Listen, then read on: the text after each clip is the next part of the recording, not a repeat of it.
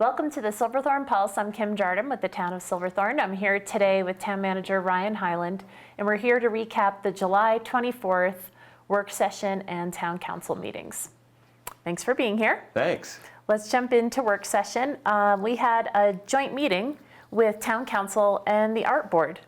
Yeah, I had a great work session with the art board, and couple things we talked about, just highlights of the public art and events and all the great things that the art board and the art selection committee and the events committee have been working on. And then also talked about the art spot makerspace and just how that's going and how that's evolving, and great stuff there. Overall, just goals and accomplishments of 2024 for the art board, but then also jumped into a conversation about the update of the Arts and Culture Strategic Plan, and that's wrapping up, and so the consultants that we've been working with were helping to present that along with staff and the art board members to the council. And just a little bit of background, our first strategic plan for arts and culture was in 2016. That's when we kind of jumped into things. I think the original intent was that plan would take us through 5 years, but obviously you run into COVID and a few other things, and so here we are in 2024, and we're going to update that plan, and that's what council talked about with the art board. So some incredible progress, and really thanks to everybody on our art board, the art selection committee, the events committee. I think there are over 50 people that had a hand in creating this new plan, which we'll unveil shortly, and not to mention all of the public involvement that folks may have participated in at First Fridays or different events. So really a great plan that takes us kind of into the next generation of our arts and culture in Silverthorne. Obviously a completely different landscape than 2016, when we were really kind of just, it was a fledgling effort at all of our art endeavors, and now we have a performing arts center.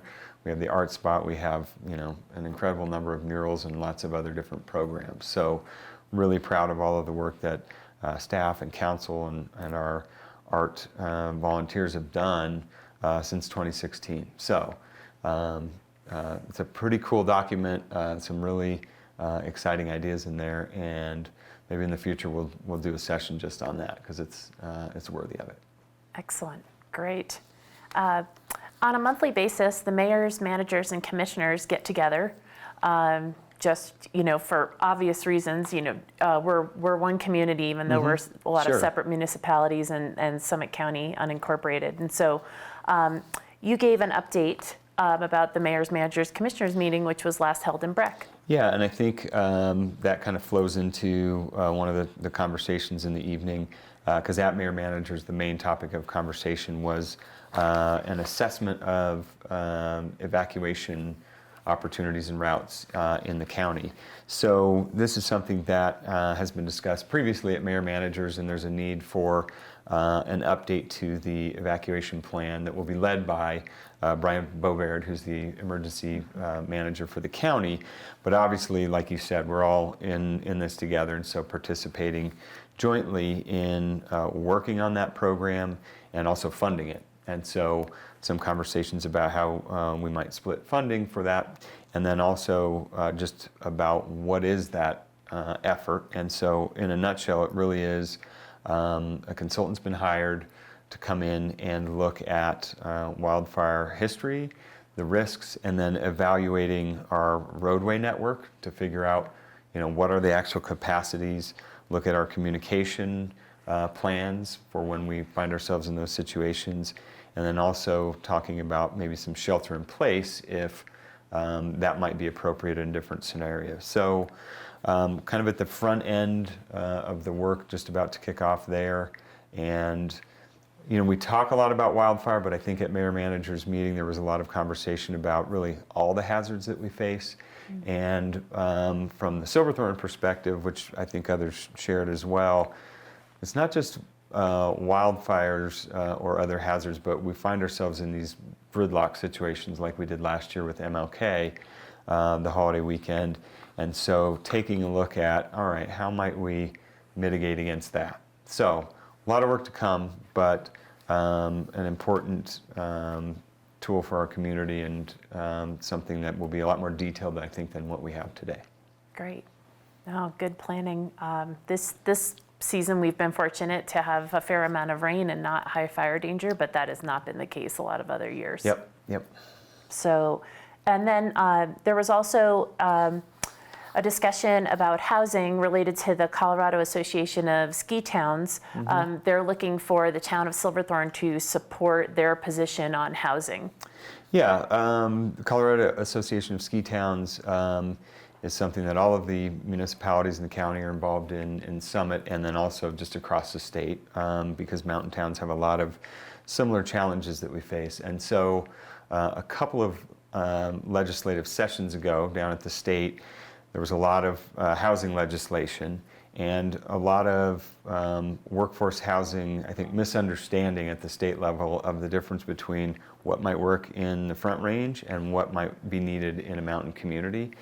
And so through those conversations, the Association of Ski Towns really became a bit more of a political voice on some of these issues, and this is a continuation of kind of that work. So we did have a conversation. There's a housing legislative position statement that the CAST board put out, and the conversation in Silverthorne last night was, while we might not agree with all of the different tools that CAST is proposing be in a toolbox, sort of a menu, we do agree that we still need to work collectively so that legislators understand the difference between what $20 an hour means for an area median income and housing in Summit County versus what that might mean in Aurora, and issues like that.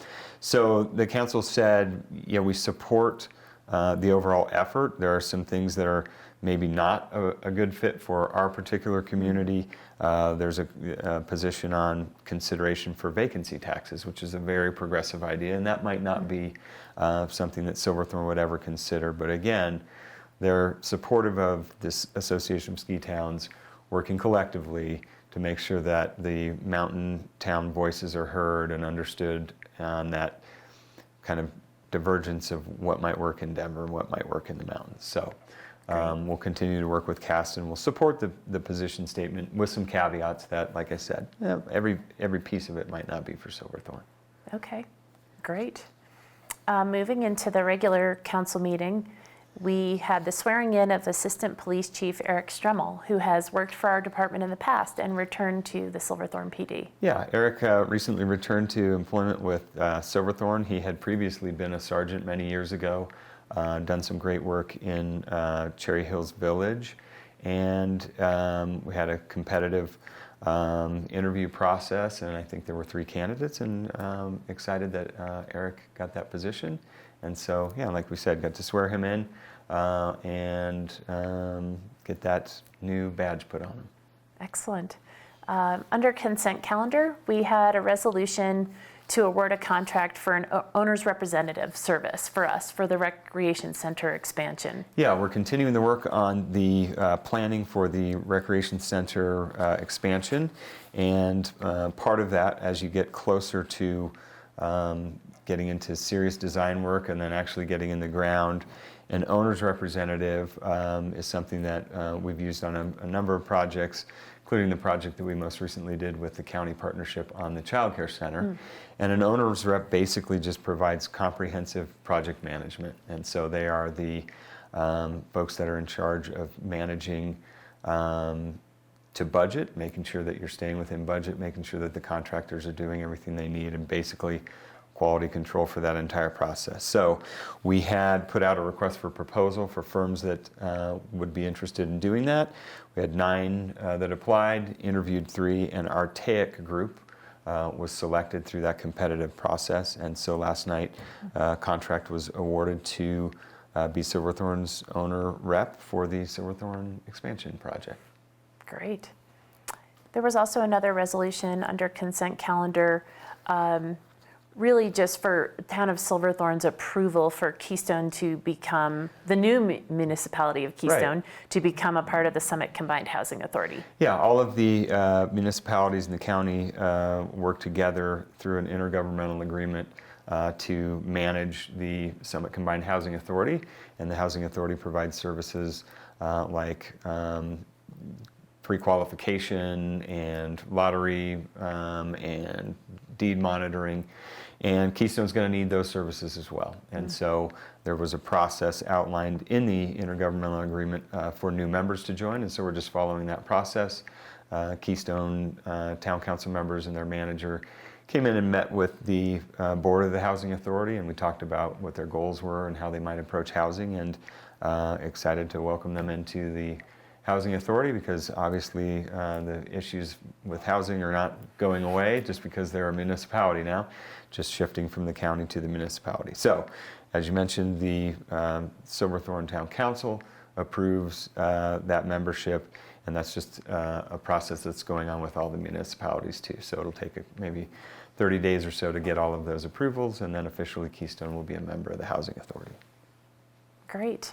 And it was a pretty quick meeting, so I think that was about it. But we do have a First Friday coming up, Friday, August 2nd at 4th Street Crossing, which is also, you mentioned the art spot before. It's right on that block. We'll have the road closed off. I think I heard we'll have like 11 different places where we'll have music, and 20 different artists and bands that are circling through those locations. So and a kid zone at the outlets at Silverthorne is part of that evening as well. Yeah, so big block party downtown Silverthorne.